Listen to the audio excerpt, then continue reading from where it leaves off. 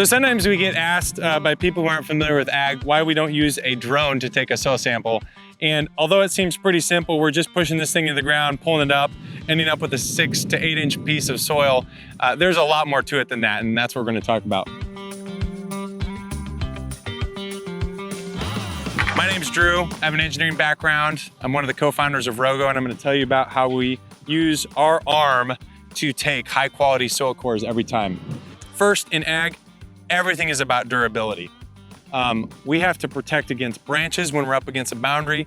We have to protect against rocks or any other obstacles that this thing hits.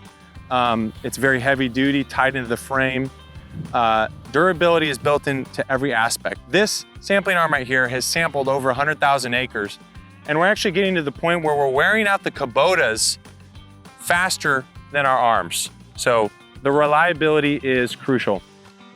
Next, let's talk about the soil probe itself.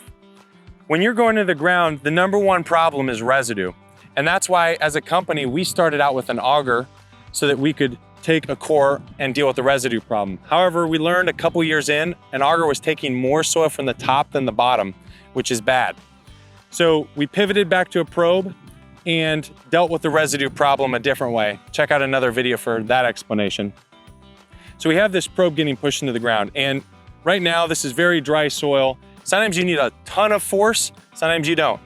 We always want to be moving as fast as possible.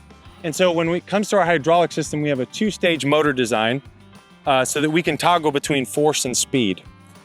At the end of the day, we are still moving very quickly either way. So we have a high-speed control valve that can start and stop these hydraulics very quickly.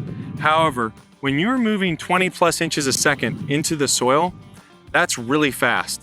So we have a high precision linear sensor that's telling us the speed and the position of the probe as it approaches the bottom of the hole.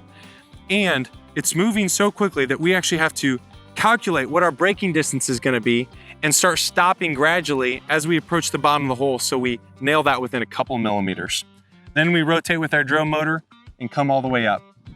Lastly, we have safety integrated into the design. We have sensors that know when the bucket in the probe is retracted so that we never are damaging the probe by driving off. We have sensors to know when it's at the dumping position, and we have an e-stop system if the operator has to ever inspect anything. So you have durability, you have accuracy, you have efficiency, you have safety. That at ROGO is how we take our soil samples.